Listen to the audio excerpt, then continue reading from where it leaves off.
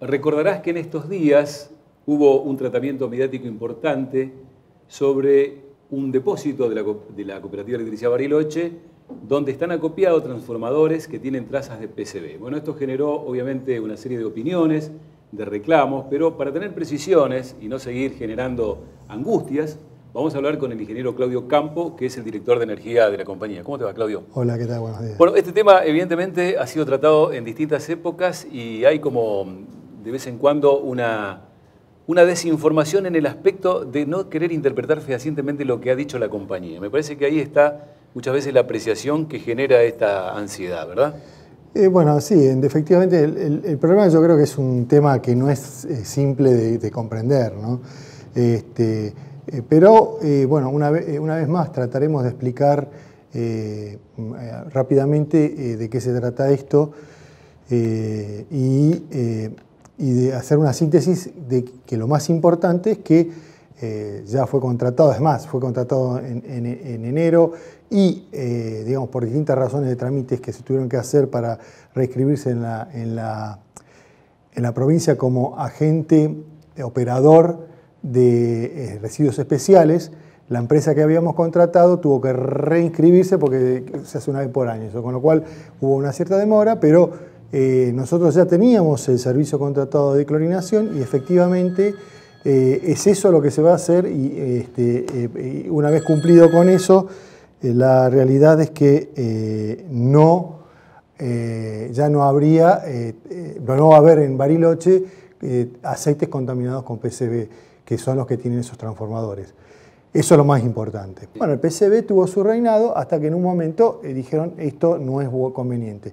Lo dejaron de utilizar las grandes industrias y después ya hubo una normativa europea, después vinieron los americanos, donde ya propiciaban la desafectación, es decir, no solo no fabricar más, en el país nunca se fabricó PCB, siempre fue importado, con lo cual era caro también. La realidad es que recomendaban la desafectación de los equipos que tengan PCB, ¿sí? Reconvertirlos. Eso lo toma la Argentina, en el año 2001 hay una ley que empieza a regir vinculado con el tratamiento de este tema específico y fundamentalmente orientado a los transformadores, no solo a los transformadores, porque toda la industria podía tener PCB en distintos procesos, es decir, donde requerían refrigeración, pero se orientó mucho al tema de los transformadores, porque sí, efectivamente había gente que tenía transformadores, había distribuidora que tenía transformadores con PCB, pero después se descubrió en los procesos de control que aparecía otra situación, que era transformadores que no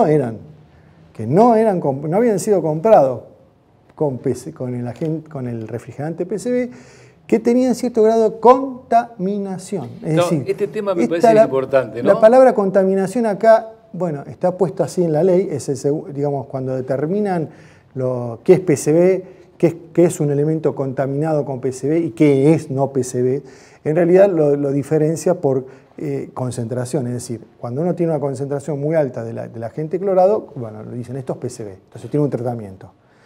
Después cuando tiene uno medio, que es entre un número, no importa, es muy poquito, 50 partes por millón, 500 partes por millón, ahí lo nombra, la palabra que calificaron es contaminado.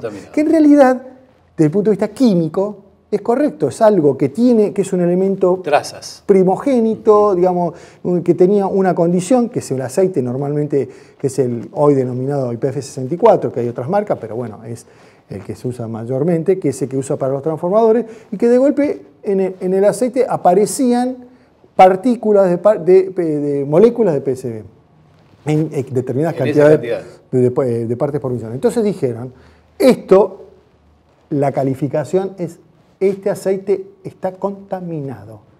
Está bien, es como decir, no es un agente propio del producto, sino que está contaminado por otro. Y el que lo contamina es el PCB. Y de ninguna manera su grado de toxicidad es similar al PCB en bruto, digamos. Por eso la ley lo diferencia, dice, estos PCB, estos son contaminados por PCB y estos son libres de PCB. Los que están en el medio de los contaminados por PCB, los que están en lo que es PCB, determina un procedimiento para la deposición final. Claro. ¿Qué quiere decir? Sacalos y mandalo a deposición final, que es destruirlo. Ahora, en el caso nuestro, no apareció en el momento, porque nosotros ¿qué hicimos? Cuando nos encontramos con que, cuando hicimos todas las pruebas por un requerimiento del ente regulador y después del CODEMA en su momento, hicimos una verificación de todos los transformadores que teníamos en servicio. Y de los 483 que teníamos en ese momento, hoy tenemos 600, los cuales todos los nuevos, obviamente, vienen con el certificado, claro, que no tiene PCB, libre de PCB, pero de los viejos quedaba alguna duda, tuvimos que cumplir con un procedimiento para hacer las verificaciones con un protocolo determinado, y de eso dieron 11 que tenían contaminación de PCB, es decir, tenían algunas partes por millón por encima de los 50 y por debajo de los 500. Hay algunos que tienen 57, otros no me acuerdo los números, pero en promedio daba 135 partes por millón. Entonces, ¿qué hicimos en ese momento? Había también, como ahora, algún tipo de sensibilidad respecto a que esto estaba en la calle. Entonces la cooperativa, digamos, en ese momento actuó muy rápido, dijo, los vamos a sacar rápido. Los sacamos y primero los estivamos en las dos usinas, que ya es un ambiente controlado porque tenemos personal permanentemente.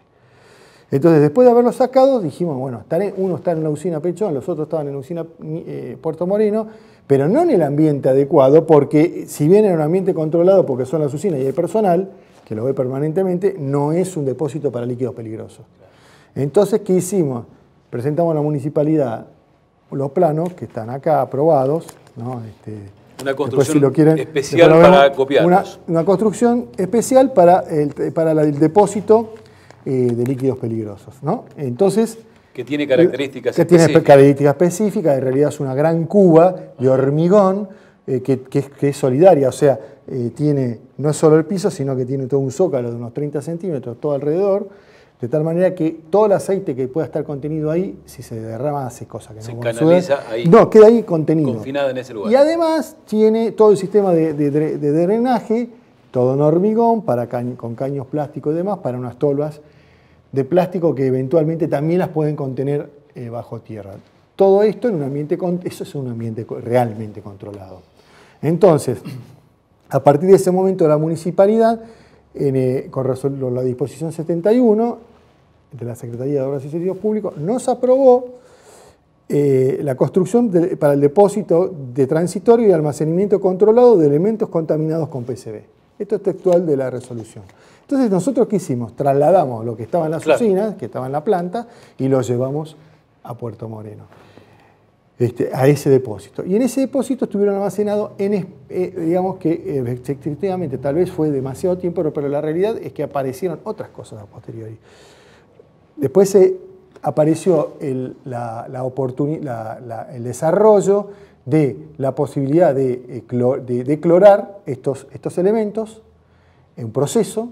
Entonces se les saca, es un proceso de clorinación con unos equipos especiales, y se saca el cloro y se recuperan los transformadores y el aceite. Bueno, y se le saca este agente que es contaminante, que es el PCB. Lo que pasa es que los módulos originales para hacer esos trabajos eran de un tamaño enorme que ni siquiera lo podíamos bajar en Puerto Moreno. Por ahí hay una foto que demuestra lo que era. Después, mucho más adelante, cuando estas empresas grandes se dedicaron a declorinar todos los transformadores de norte, de sur, de las grandes distribuidoras, incluso DERSA, porque DERSA ya lo hizo, trasladó todos los transformadores a un lugar, puso una de estas plantas grandes y lo declorinó y lo volvió a recuperar. Nosotros nos quedamos acá con esto, esperando de alguna manera módulos más chicos que después aparecieron, y hay otro problema que todavía existe, que en eso estaba el CODEMA, pero nunca lo terminamos de solucionar. Y es que hay otros en Bariloche, que son grandes usuarios en media tensión, que tienen el problema y sus transformadores están contaminados con PCB. Entonces, estaban buscando alguna alternativa de tratamiento en conjunto. La realidad es que nosotros, el año pasado recibimos una inspección de ahora, no ya en el CODEMA, sino en el Ministerio de Medio Ambiente, que disparó que tengamos que proceder en la dirección, acelerar, y nosotros tuvimos que registrarnos como operador de líquidos, hacer el trámite como operador de líquidos peligrosos y hacer el trámite de la contratación de la empresa para la declorinación, y avanzamos en eso. La realidad es que todo esto estaba en marzo para concretarse.